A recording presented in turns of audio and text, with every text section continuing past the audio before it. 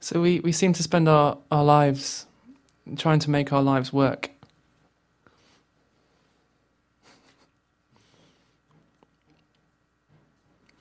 Only to come to see that they never were our lives in the first place.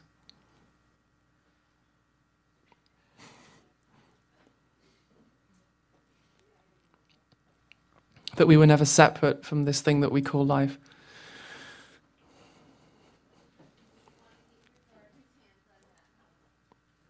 Not for one moment. And that life lives itself, and always has done.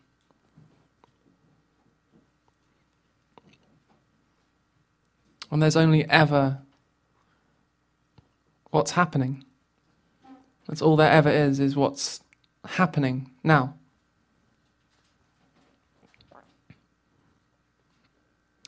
Present smells and sounds, and the heart beating,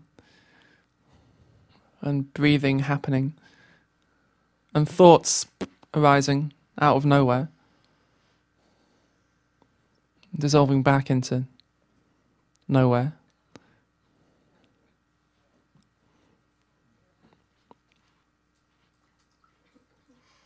Everything just happens, it happens, and there's always someone who bursts into laughter at some point. It's so fun. It's great. Laughter is the best medicine.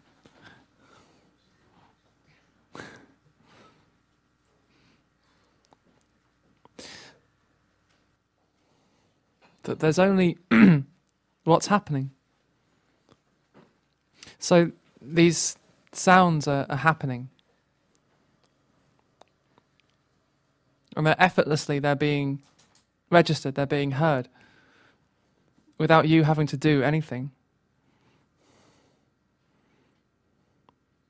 And effortlessly this room is being seen, without you having to do anything. This effortless appearance of life, now, and now.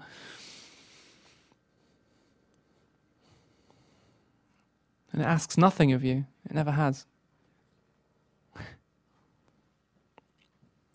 So these sounds are happening, the sound of this voice. Effortlessly it's being heard, and the mind comes in and goes, I'm hearing, I'm doing it.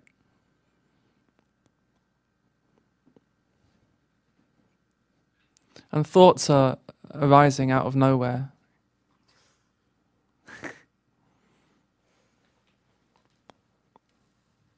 You can't predict your next thought.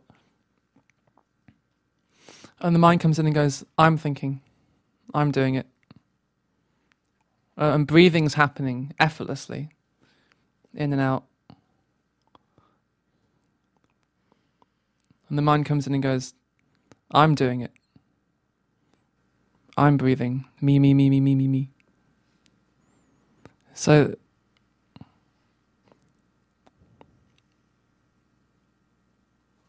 there always seems to be this me at the center of my life,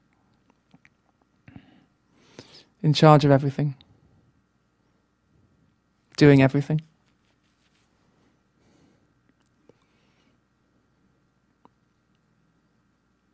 This a me that's somehow separate from life. And we talk about me and my life as if it was something that we had.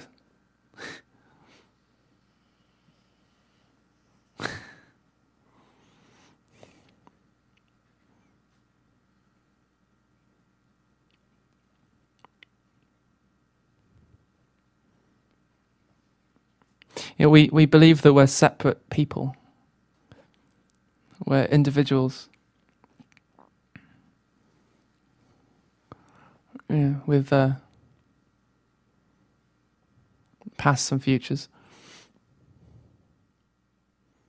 I'm an individual, you're an individual, she's an individual.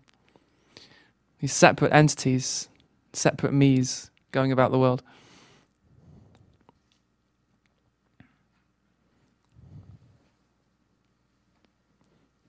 And as separate individuals, it seems that all we can do really is seek.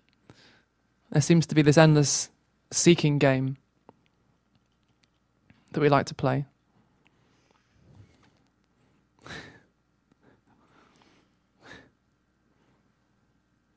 This incessant search for something more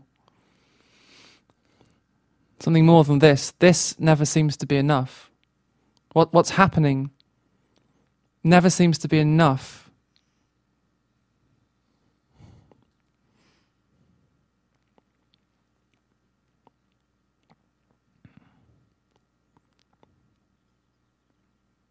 And that's where the seeking begins. This isn't enough. I want more or less.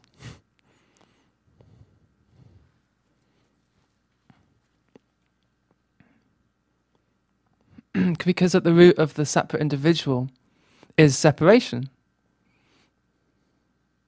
The assumption of separation.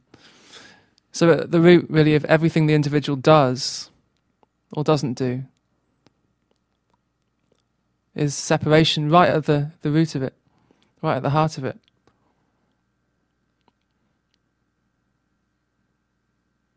And the moment you have separation, you have the longing to return home. The longing to end the separation.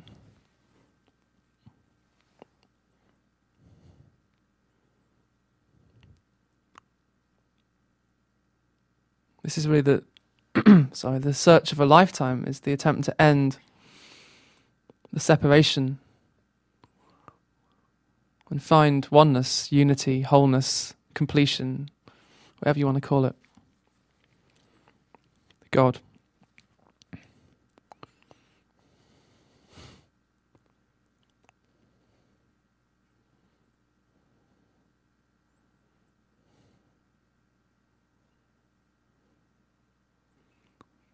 And that this search plays itself out in a million different ways. In the material world, it manifests as the search for, more money. That's a big one. More status. A nicer car.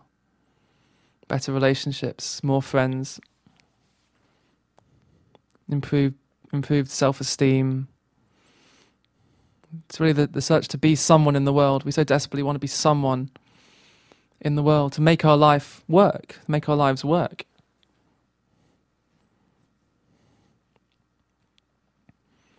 And often the material world doesn't satisfy.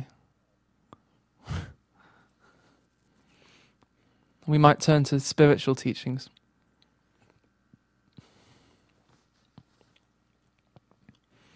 And the goals shift. Instead of more money or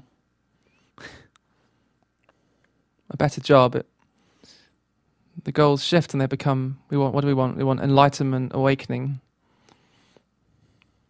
more presence, more awareness, a different state of consciousness, spiritual experiences.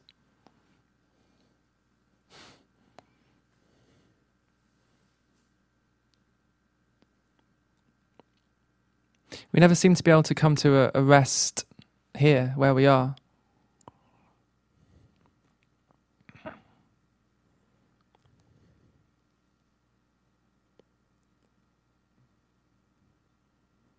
And really, the whole thing is the search for oneness. And of course, in the attempt to find oneness, which we never lost in the first place, we apparently lose it. Of course, we never really lost it at all, because we never had it.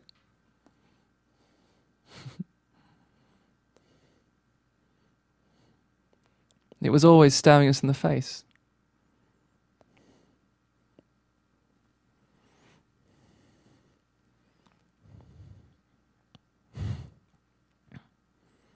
And the secret of spiritual awakening or liberation, or whatever you want to call it, is really staring us in the face.